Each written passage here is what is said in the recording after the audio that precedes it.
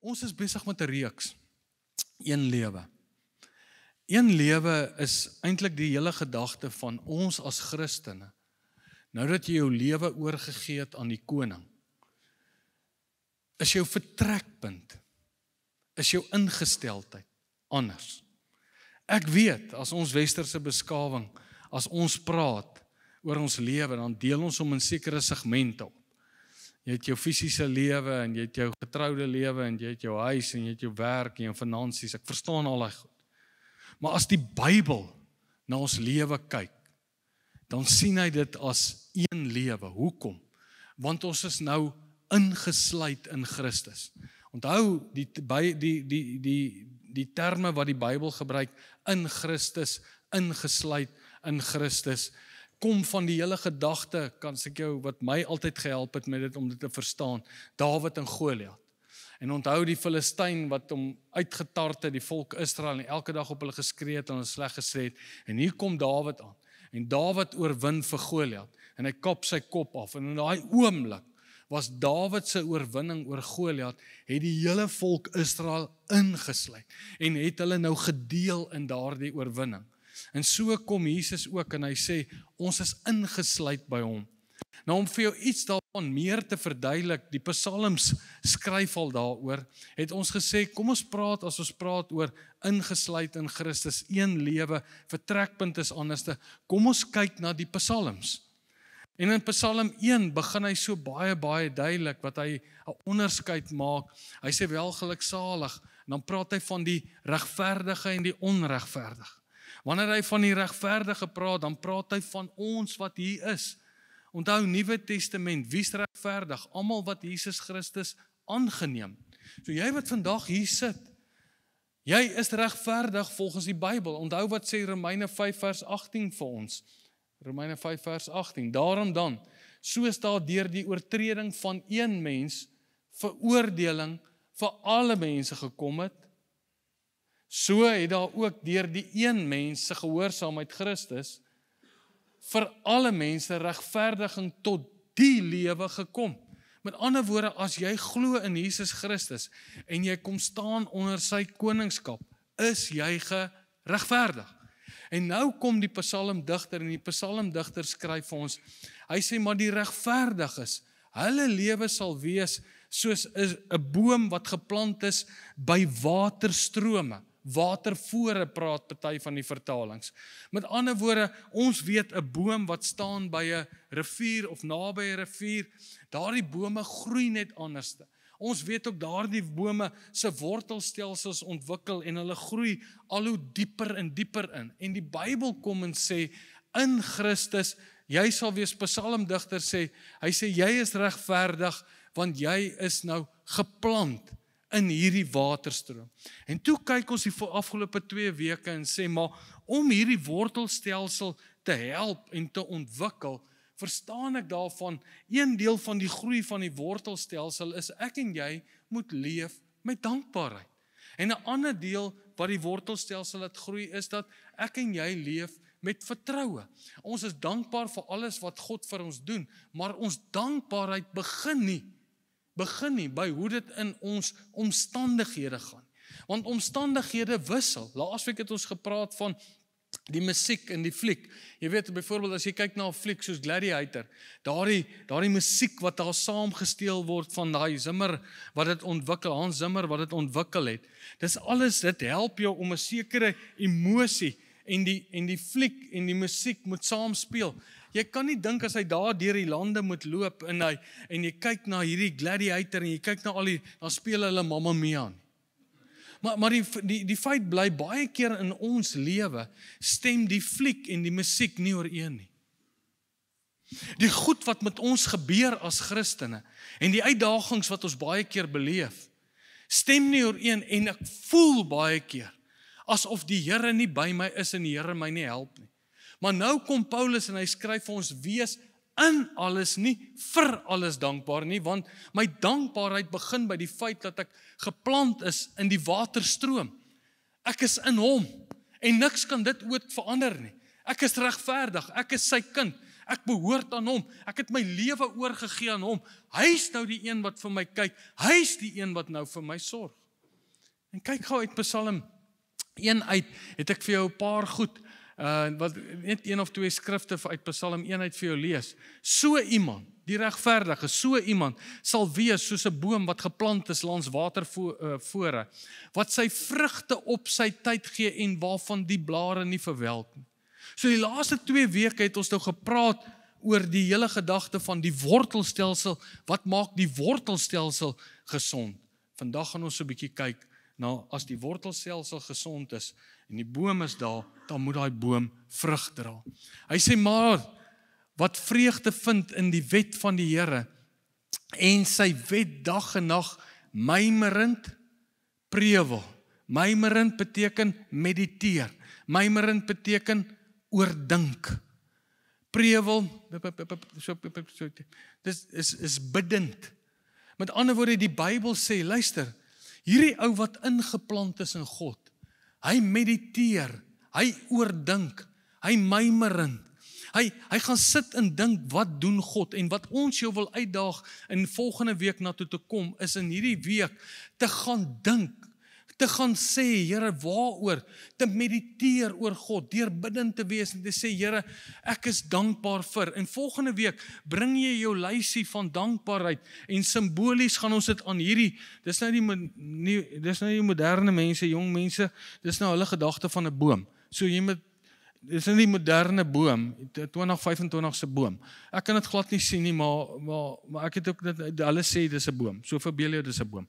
Sê vir jou brein dis 'n boom en hierdie goed wat hier hang is blare. So jy kan dit duidelik sien. Sien hoe mooi boom is hier. En hy's geplant in Waterstrome hier in die orkes. Nou volgende week kom jy nou en jy bring na hierdie week, gaan sit met jou kinders om die tafel. Gaan sit met hulle, gister Marie het verjaar, toe sit ons gisterand as familie daar om die tafel, en die hele familie sit daar, en ons sê, Here, waarvoor is ons dankbaar?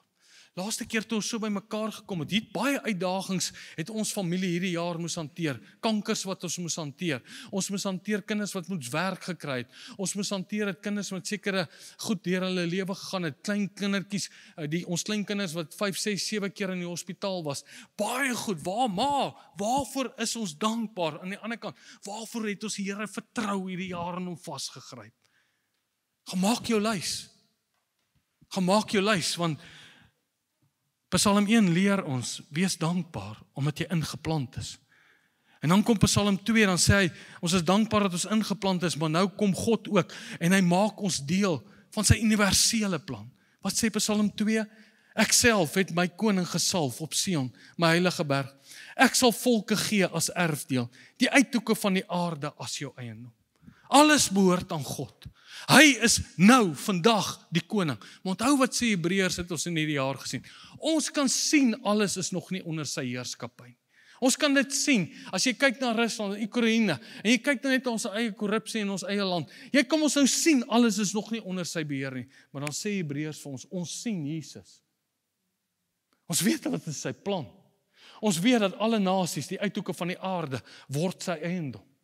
Hy is besig met 'n lang plan en hy nooi die kerk, ons, sy liggaam uit, om nou deel te wees van hierdie plan van hom. En dit bring ons by die plek dat ons by Psalm 3 gekom het van laasweek. Nou, omdat ons sy plan verstaan ons is ingeplant in hom, leef met dankbaarheid. Nou kan ons ook kom en ons vertroue in hom sit. En weer gaan mediteer en sê, Here, 2025 dankbaar. 2026, ons weet nie wat gaan gebeur nie. Ons weet nie wat se saai tackles gaan jy in die lewe kry in hierdie jaar nie. Maar hier's wat ons weet. Ons vertroue is in God. Want hy sê laasweek, maar U, Here, is my skild aan alle kante. Hy sê, U is my eer. En die een wat my kop hoog hou. Jy partykeer, as jy agter die pale gaan staan het, as hulle 3 gedruk het, as die lewe jou beetpak, skouertjies hang, volk van Israel, skouertjies het gehang, toe Goliat hulle elke dag gespot het en uitgedaag, maar toe Dawid die kop afkap, ek is kind van God, ek is ingesluit by sy oorwinning, wanneer ek hard roep na die Here, antwoord hy my van sy heilige berg. So dis hierdie dankbaarheid en vertroue, waarin ek die hele tyd leef. En ek bring my dankbaarheid deur te bid.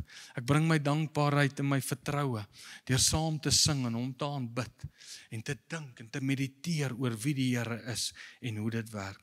So nou vandag gaan ons verder en te sê, maar as die wortelstelsel dan sterk is, ingeplant in die Here, nou wat is die vrug? Wat is die vrug? Onthou wat skryf Johannes wanneer hy praat oor die wynstok en die wingerdstok, en hy praat van ons wat ingeënt is, dan sê hy, bly in my, en ek in jou, want sonder my kan jy niks doen nie. Jy sien, ek en jy moet verstaan, ons is nou in hierdie boom, en dieselfde lewensaar, dieselfde lewensstap, wat deur hierdie boom vloei, veroorsaak ook nou, dat ons sal vrug dra. Nou wanneer die Bybel praat oor vrug, gebruik die Bybel baie verskillende goed. Vrug word geken, die boom word geken aan sy vrug. Op 'n ander plek sê die Bybel, hy sê ons sal sout wees. Ons bring smaak aan ons sal sout, ons sal lig wees. Waar daar donkerte is, waar daar geen hoop is nie, is ons die mense wat instap en lig en helderheid bring ons. So wat is die vrug? Nou vir hierdie vrug, en om iets wat verduidelik, het ons gedink, kom ons kyk bietjie na Psalm 37. Psalm 37 begin so. Van Dawid: moet jou nie ontstel oor die kwaaddoeners nie. Hy sê, moenie afgunstig wees op hulle wat kwaadwillig optree nie. Onthou die vergelyking, regverdiges, onregverdiges, die hele gedagte, Psalm 1, die kaf, die strooi, die koring, die hele gedagte van kwaaddoeners, regverdiges. Die Bybel gebruik verskillende metafore. Moet jou nie ontstel oor die kwaaddoeners nie. Moenie afgunstig wees op wat kwaadwillige optree nie. Want soos gras verdor hulle vinnig en soos groenplante verwelk hulle. Psalms is baie keer geskryf ook as die wysheidboeke. En een van die grootste struikelblokke wat ons as Christene kan maak is om ons lewe te vergelyk. Ons kyk baie keer, noem dit nou maar die terme, mense wat God nie doen nie, in die geval kwaaddoeners. Dan lyk dit of met hulle lewe baie beter gaan as met ons lewe. Want ons is baie keer so ingestel om te vergelyk. Moenie afgunstig wees, moenie vergelyk nie. Moenie die hele tyd kyk en sê, maar kyk hoe goed gaan dit met hulle nie. Hulle dien nie eers die Here nie. Soos die ou oomie wat altyd vir my gesê het, as ek eendag net voor ek op my sterfbed lê, dan sal ek die Here aanneem, Jaco, want ek wil nou eers leef. Die ou by ons mannesel daar in Brooklyn wat vir ons gesê het, toe hy neem die Here aan, en die volgende dag, by die volgende week by die Brooklyn sel, toe moan almal oor hoe dit gaan, is einde van die jaar, en het gaat rof, en het gaan te keer, en hy draai so na my, toe sê, Jaco, ek het 'n fout gemaak nie.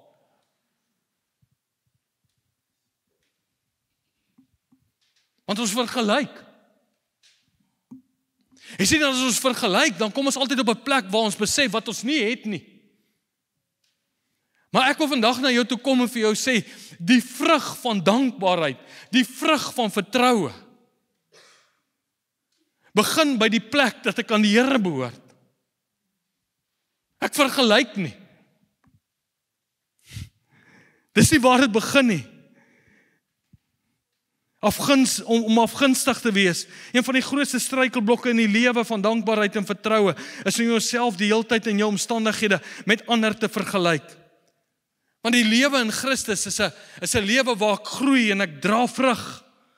Dan gaan Psalm aan, Psalm 47 vers 1, dan gaan hy vers 5 aan, dan sê hy weer eens, vertrou die Here, vertrou jou lewenspad aan die Here toe. Salomo het dieselfde geskryf. Spreuke 3 vers 5 en 6. Maak nie op jou eie krag, op jou eie insig staat nie. Hy sê maar vertrou die Here met jou lewe. Ken hom in al jou weë, dan sal hy jou paaie gelyk maak. Onthou jy wat ek laasweek vir jou gesê het? Petrus kom, dan sê hy, ek het Jesus se lewe dopgehou. Ek het gekyk hoe hy na die kruis gegaan. Ek het gekyk hoe hy gestoei met baie goed. Maar hier's wat ek by Jesus geleer het, sê Petrus. Hy sê, Jesus het geleer om sy lewe toe vertrou aan die Vader. Ons as mense, omdat ons geplant is by die waterstrome, weet ons, die koning sal na my kyk. Ek's 'n koningskind, ek behoort aan hom. My naam is geskryf op sy hand. Hy sal na my kyk. Hier sê hy, vertrou jou lewenspad aan die Here toe. Vertrou op hom en hy sal optree. Hy sal jou geregtigheid soos die oggendlig laat skyn en jou reg soos die middagson. En dan volg daar hierdie besondere beskrywing van mense wat hulle vertroue en dankbaarheid in die Here sit. Kyk wat sê hy in vers 16. Die bietjie wat die regverdige het, is beter as die oorvloed van baie goddelose. Hulle sal nie beskaam staan in die tyd van teëspoed nie. En in tye van hongersnood is hulle versadig. 'n goddelose leen en betaal nie terug nie. Is nogal iets waarmee besigheidsmanne kan identifiseer. Maar die regverdige, dis nou ons. Dis nou die wat die Psalm sê wat geplant is by waterstrome. Wat is die vrug van 'n regverdig? Hy sê die regverdige is goedhartig en mededeelsaam. Ek hou daarvan hoe die ou vertaling dit sê. Hy sê die regverdige ontferm hom en gee. Die Engelse vertaling sê, is a good person is generous and never stop giving. Hy sê, but the righteous is generous and give. Die message sê so mooi, hy sê, the righteous gives and gives. Jy sien die vrug waaraan ons in hierdie gemeenskap geken gaan word en waaraan in die kerk, is dat ons leef verby onsself en ons gee. Die grootste probleem met gee is meeste mense sê, as ek eendag baie het, sal ek gee. Kan ek nou vir jou sê, jy lieg?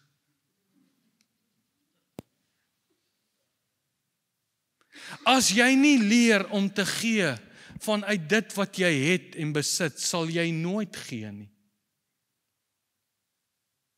Is interessant dat toe Jesus, onthou jy toe hulle die offergawes by die tempel opgeneem het, toe gaan sit hy by die offerande mandjie. En almal kom gooi aan, en die mense neem hom kwaadlik, hoe kan jy dit doen? En die weduwee kom en sy gee 2 pennings. En Jesus draai om na sy disippels toe en hy sê vir hulle, hy sê hierdie vrou het die meeste gegee. Jy sê, want jy moet vandag verstaan, om te gee en mededeel, goedhartig en mededeelsaam te wees, het te doen met die gesindheid van jou hart. Jy kan God nie beïndruk deur dit wat jy gee nie. En soos ek altyd sê, ons gee buitendien in rande. As ons nog in ponde gegee het, kan ons dalk 'n duik maak.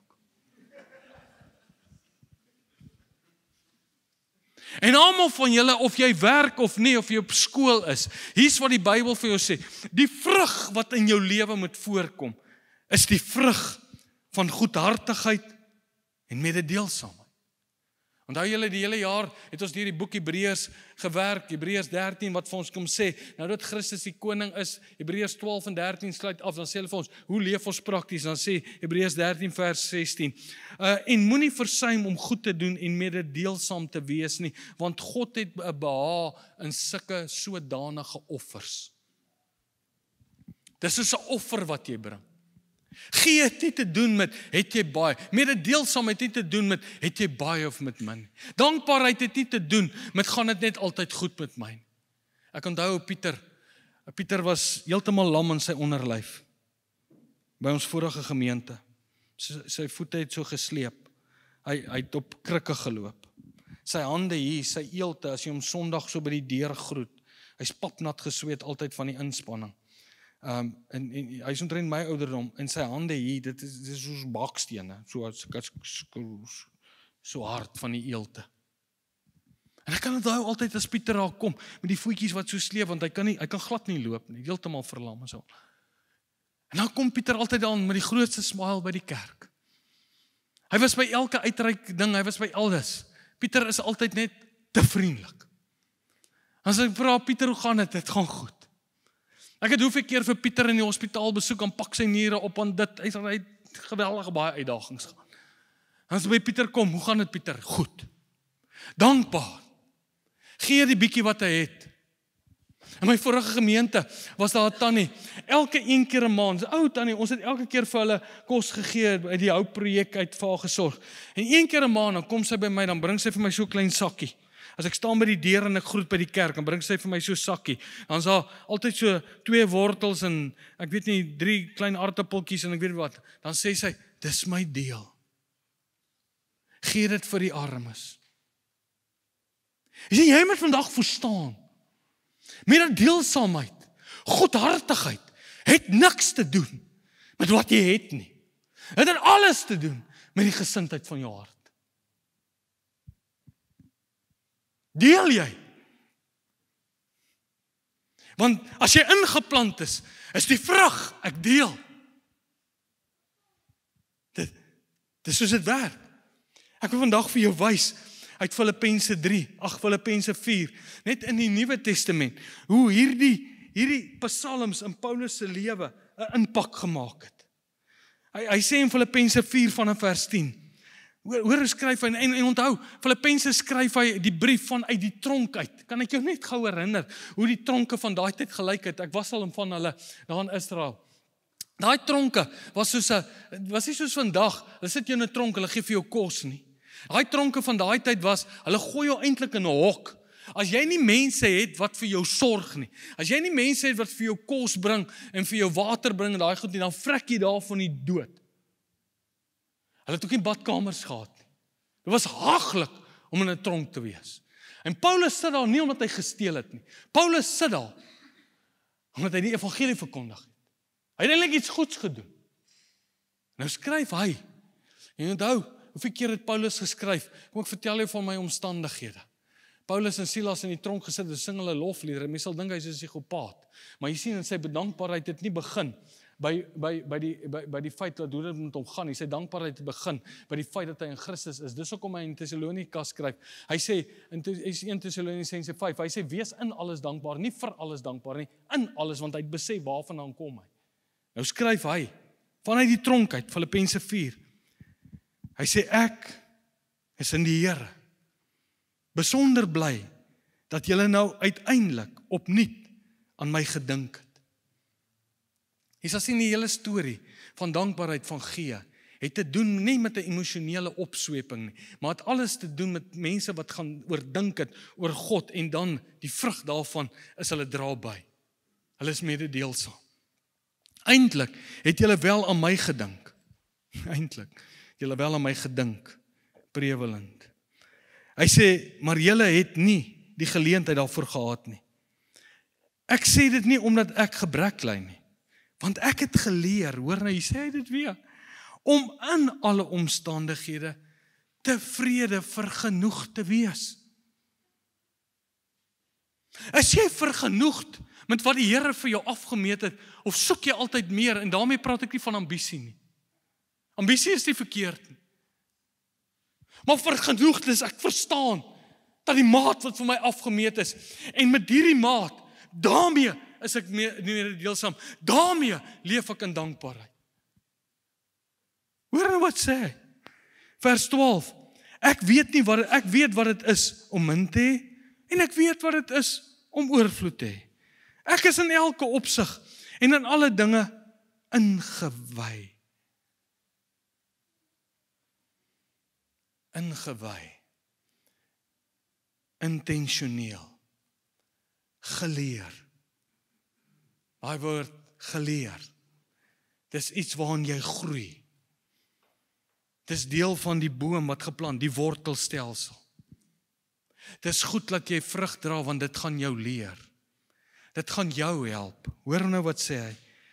Ingewy, dubbelpunt, om versadig te wees, sowel as om honger te ly, om oorvloed te hê, sowel as gebrek te ly. Nou hoor wat sê hy vers 13. Tot dit alles is ek in staat, deur hom, wat my die krag gee. Want jy sien, as jy ingeplant is, die wingerdstok, die wynstok, die boom in die waterstroom, dan verstaan jy, dat dieselfde krag wat Christus uit die dode uit opgewek het, die leef ook in my, die stel my ook in staat, om selfs in die tronksituasies, elke situasie te hanteer. Oom Andries, ek het hom dikwels besoek, Een been is hier afgesit. Toe kry ek gangreen in die ander been. Toe sit hulle hom hier af. Wat sit ek by hom? Vertel hy my oor wat hy ontdek het uit die skrif uit.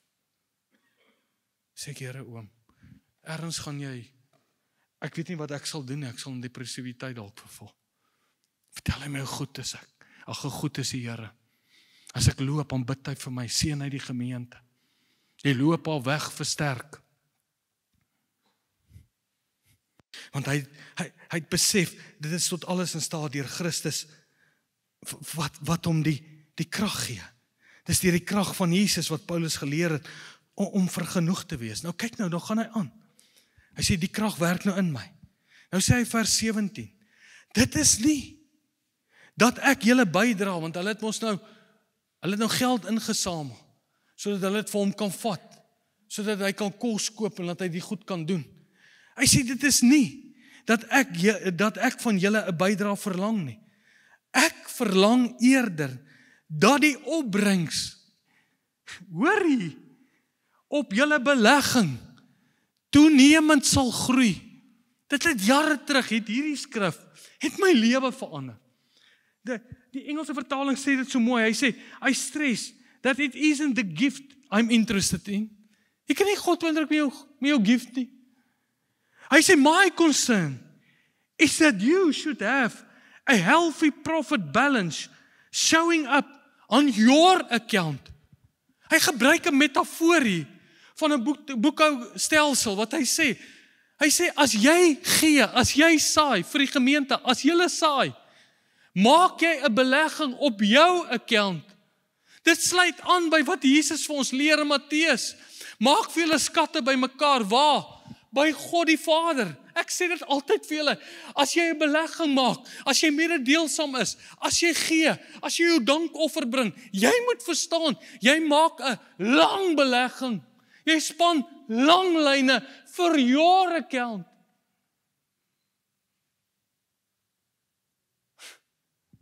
My lewe verander. Want ek het altyd gegee, ek het groot geword. Jy gee uit vrees uit. Ek was te bang as ek die maand my 10de nie gee nie. Dan gaan daar goed my tref. Tot ek hierdie skrif begin ontdek het, toe besef ek, nee, ek is ingeplant. Ek gee, ek bring 'n dankoffer uit dankbaarheid teenoor die Here en ek maak eintlik 'n belegging in my own account. Toe ons Midstream, ons was in Suidkampus, ek het julle al die storie vertel, en ons wou Midstream bou. Ons verlang 'n kerk, dieselfde wat ons nou doen, ons verlang die Here, dat hy vir ons 'n gebou sal moontlik maak om 'n gebou te hê. Toe het ek besef, I must make a deposit on the account of the church. So ons het 22 kerke geplant in Diepsloot en Olivenhoutbosch, deur middel van die Judea Harvest projek, 22 gemeentes geplant. Maar toe besef ons, nee, maar ons vertrou die Here nou vir 'n gebou, en die Here challenge my, maak 'n belegging, en ons sê, goed, ons gaan eers 'n gebou bou. Toe bou ons die grootste kerk wat daar is in Diepsloot, het Midstream Campus gebou. Ons het gegee uit wat ons nie gehad het nie. Dis hoekom ek laasweek vir julle gesê het, die Here het weer my teruggevat, toe ek hierdie skrif bestudeer het om dit met julle te leer. Wat is die belegging wat jy maak in jou ouen account? Jy moet saad in die grond hê. Ek kan die Here nie vertrou, kan ons die Here as gemeente vertrou vir 'n kerk, en ons bou nie 'n kerk nie. Daarom het ons nou gegaan en 400,000, ons het dit nie, maar ons het 'n belegging gemaak en 'n belofte gemaak. Ons gee 400,000 vir ons planting in Nieu-Seeland. Hy sê, 'n ou oom het altyd vir my gesê, the seed can leave your hand, but it will never leave your life. Christendom is nie grappies nie, man. En ek wil jou vandag aanmoedig, want ek wil jou help. Paulus sê, hy sê, I'm concerned is that you should have a healthy profit balance showing on your account. En dan skryf hy in vers 18, hy sê, ek is ten volle vergoed, en ek het meer as genoeg. Ek is ten volle versorg, nadat ek van Epaphroditus ontvang het, wat van julle afkom. Dis nou hierdie offergawe, hierdie gawe wat hulle gegee het, dubbelpunt. 'n geurende offer, 'n aanneemlike offergawe wat God behaag. Jy sien, wanneer jy begin mededeelsaam is, wanneer maak jy nie net 'n belegging in jou eie, noem dit dan nou hemelse belegging nie. Hy sê maar wat jy moet verstaan, daai belegging, omdat dit kom uit die gesindheid van jou hart uit, van dankbaarheid, ek is geplant aan hom, maak jy 'n belegging en dit is soos 'n lieflike geur vir God. Kan ek jou vandag 'n ding vertel? Ek moes lank met God journey oor hierdie. Ek wil jou vandag sê, jy moet met God begin journey oor gee en dankoffer en hierdie goed. Dis jou en God se persoonlike ding. Maar vir dankbaarheid en die bewys van dankbaarheid en dankoffers het niks te doen met of jy baie of min het nie. Dit het te doen met 'n gesindheid, met 'n ingesteldheid, met 'n vertrekpunt. Die weduwee het meer gegee as almal.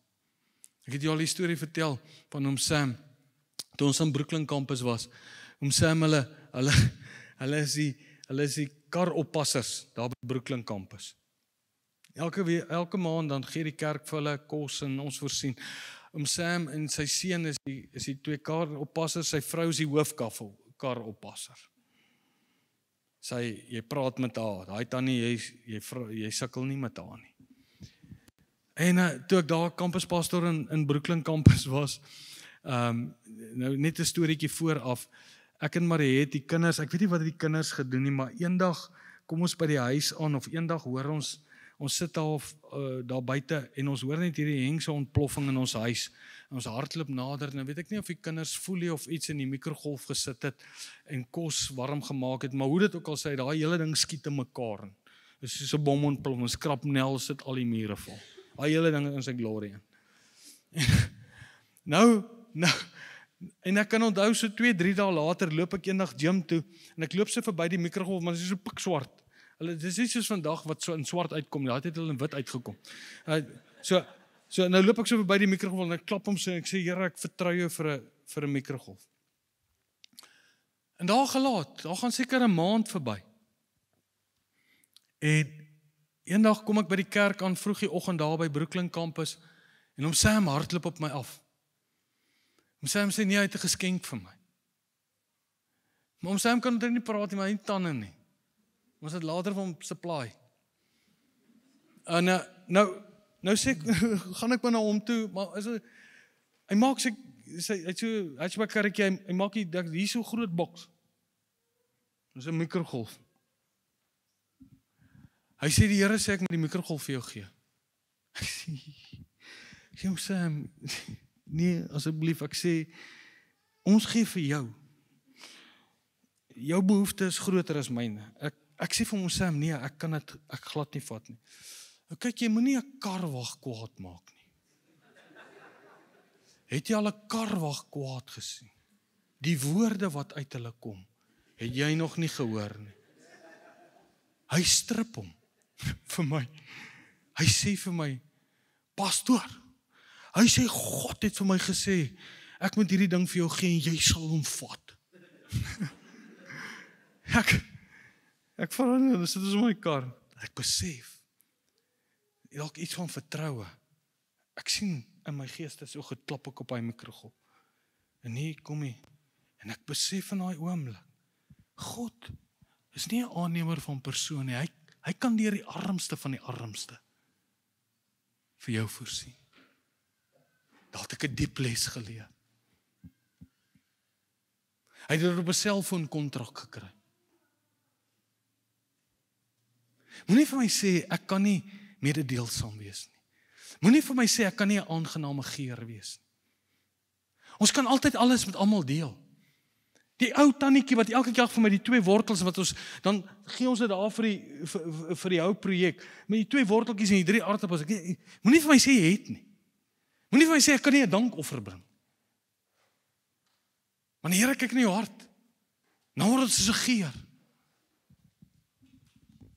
Wat 'n saad het jy in die grond? Hy sê, dis 'n belegging, wat jy in jou eie toekoms maak. I don't know. Ek sê net vir jou wat sê die skrif.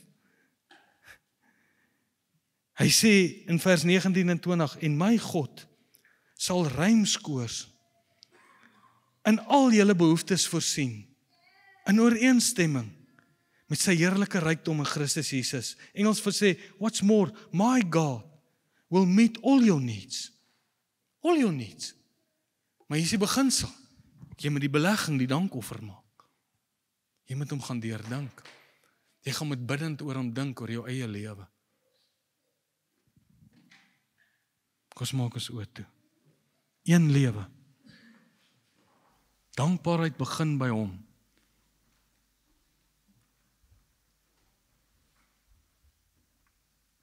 Ek's geplant in watervore, waterstrome. Hierdie wortelstelsel word sterk deur dankbaarheid en vertroue. Maar die vrug, dit wat die wêreld proe, want vrug proe jy. Onthou jy, toe Moses die verspieders stuur in die stad in, toe sê hy vir hulle, bring terug van die stad, die beloofde land se vrug, want ons sal proe. Die wêreld het nodig om te proe. Dis hoekom ons die skoolwerkers daar sit. Dis hoekom ons vir die ander pastore bid. Dis hoekom ons oral beleggings maak. Dis hoekom ons by die hospitaal besoeke en gister se uitreik by die hospitaal. Dis hoekom ons hierdie week die uitreike na Groenkloof.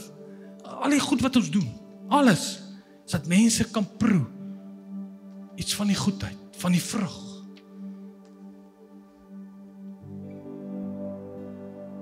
Mededeelsam, goedhartig, dank. Jy kan nie God se guns koop nie. Jy kan nie, jy gee nie om iets van die Here te verwag nie. Dis handeldryf met die woord en Paulus spreek hom uit daai. Dit is nie hoekom ons gee. Dis dat hulle kan proe. Here help ons. Mag George proe. Mag die tuinroete proe. Mag die regverdiges wees soos bome wat geplant is by waterstrome. My God. Here, en ek bid vandag net een ding. Loop met elkeen 'n pad. Want ek weet baie keer as 'n ouer die goed praat, dan krap ouens se rotte. Myne het ook vir jare gekrap. Maar dit is 'n lang lyne span. Maak 'n belegging nie onsienbaar. Dankie daarvoor, Here.